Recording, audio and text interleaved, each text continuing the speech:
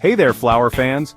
Welcome to a journey that's going to take you beyond the ordinary petals and into a realm of mystique and wonder. Today, we're diving into the enchanting world of the Blue Lotus. Ever heard of the Blue Lotus? If not, you're in for a treat. This isn't just any flower, it's a symbol of beauty, mystery, and ancient traditions. No, it's not a new yoga pose. But speaking of yoga, did you know that the Blue Lotus has been associated with meditation and spiritual practices for centuries? It's a flower. And this ain't your grandma's garden variety unless your grandma's got some seriously cool plants. This flower is legendary. The Blue Lotus has been revered in various cultures, especially in ancient Egypt, where it was considered a symbol of rebirth in the sun. We're talking ancient Egyptians, mystical rituals, the whole shebang.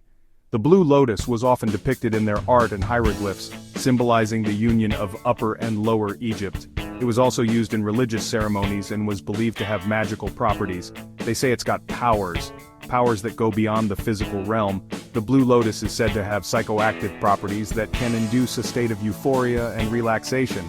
It's no wonder it was used in rituals and ceremonies to connect with the divine. Healing powers, happy powers, powers that'll make you want to break out in spontaneous interpretive dance. Imagine a flower that can lift your spirits and bring a sense of joy and tranquility. That's the magic of the Blue Lotus.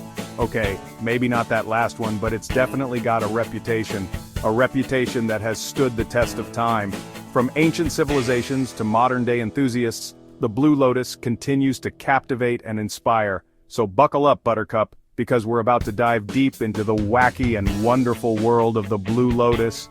Get ready to explore its history, its uses, and the incredible stories that surround this mystical flower. Whether you're a seasoned botanist or just someone who loves a good story, the Blue Lotus has something for everyone. Let's embark on this floral adventure together. Let's rewind to ancient Egypt, land of the pyramids, pharaohs, and apparently some pretty awesome parties. This ancient civilization, known for its architectural marvels and rich mythology, also had a deep appreciation for the natural world around them. Among the many plants and flowers that thrived along the Nile, one stood out as particularly special: the Blue Lotus. The Egyptians were crazy about the Blue Lotus. This wasn't just any flower, it held a significant place in their culture and daily lives. The Blue Lotus, with its striking blue petals and enchanting fragrance, was more than just a pretty plant. It was a symbol of creation, rebirth, and the sun. And by crazy, we mean they put it on everything. Temples? Check. Tombs? Check. The Blue Lotus was intricately carved into the walls of temples and tombs, symbolizing the eternal cycle of life and death. It was depicted in countless pieces of art, from grand murals to delicate jewelry. The flower's image was a constant reminder of its importance in their spiritual and everyday lives. Their morning toast? Okay, maybe not that last one, but you get the idea. The Blue Lotus was everywhere, woven into the very fabric of their society. It was used in religious ceremonies as offerings to the gods, and even in their medicinal practices. The flower was believed to have healing properties, and its extracts were used in various potions and remedies. They believed this flower was sacred, a gift from the gods. The Blue Lotus was often associated with the sun god Ra and the creation myth, where the flower emerged from the primordial waters of chaos. It was seen as a symbol of the sun's daily rebirth and the promise of eternal life. During rituals, the Blue Lotus was offered to the gods as a sign of devotion and reverence. And why not? It's beautiful, it smells amazing, and rumor has it, it made their chariot races extra trippy. The Blue Lotus was also believed to have psychoactive properties, and it was sometimes used in social and ceremonial contexts to induce a state of relaxation and euphoria. Imagine the ancient Egyptians, after a long day of building pyramids and worshipping gods, unwinding with a Blue Lotus-infused drink, sharing stories, and perhaps even experiencing visions. This flower truly was a multifaceted marvel, deeply embedded in the heart of ancient Egyptian culture. The Egyptians weren't just using the Blue Lotus for decoration. This beautiful flower, with its striking blue petals and intoxicating fragrance, held a special place in their culture. It was more than just a pretty plant, it was a symbol of life, rebirth, and the divine. The Blue Lotus was often depicted in their art, adorning the walls of tombs and temples, and it was a common motif in their jewelry and amulets. But its significance went far beyond its aesthetic appeal. Oh no, they knew how to party. The Blue Lotus was a key ingredient in their celebrations. Imagine a grand feast under the stars with music, dancing, and laughter filling the air. The Blue Lotus was there, adding to the festive atmosphere. It was often infused into wine, creating a potent elixir that was said to induce a state of euphoria and relaxation. This wasn't just any party, it was a celebration of life itself, with the Blue Lotus at its heart.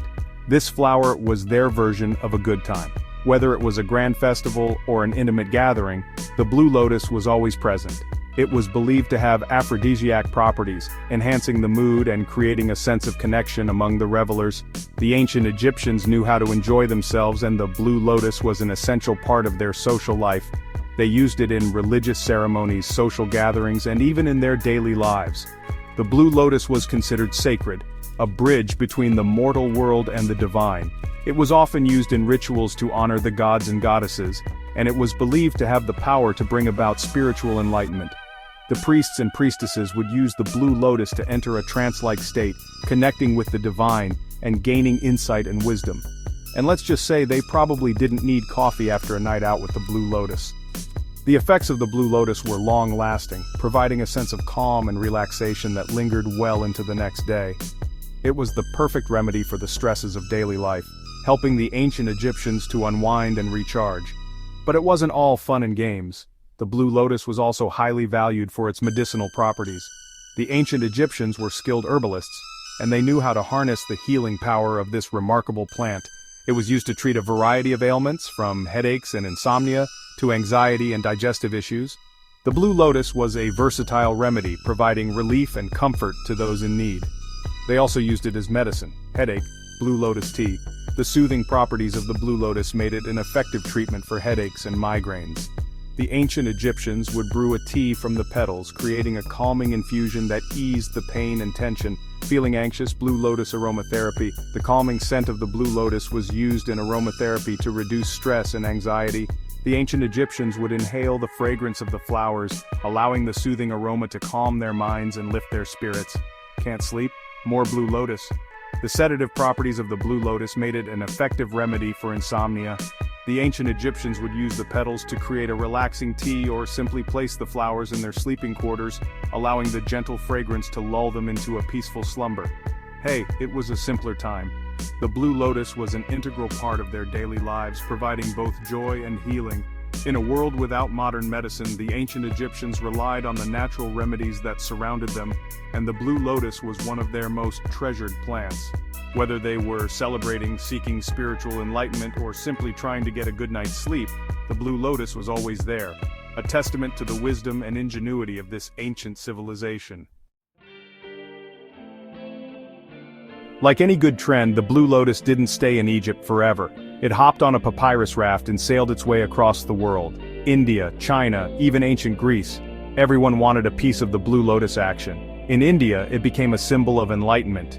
In China, it was all about relaxation and good vibes. And in Greece, well, let's just say they were probably using it to fuel their philosophical debates. Fast forward a few thousand years and guess what? The Blue Lotus is back and more popular than ever. That's right, this ancient flower is having a serious moment. You can find it in teas, essential oils, even cocktails. We told you this flower likes to party. People are rediscovering its calming and mood-boosting effects. It's like the original chill pill, but without all those pesky side effects. Just don't go asking your doctor for a prescription. So, what's the deal with this flower? Why are we still so obsessed with it after all these years? Well, it's beautiful. It smells amazing, and it might just make you feel really, really good. Plus, it's got a history that's longer than a CVS receipt. The Blue Lotus is a reminder that some things never go out of style. It's a symbol of joy, relaxation, and good times. And who doesn't need a little more of that in their life? Hold your horses, party people. Before you go adding Blue Lotus to your grocery list, do your research. Not all Blue Lotus products are created equal. Make sure you're getting it from a reputable source and always start with a small amount. Remember, this flower knows how to party, and you don't want to be the last one standing.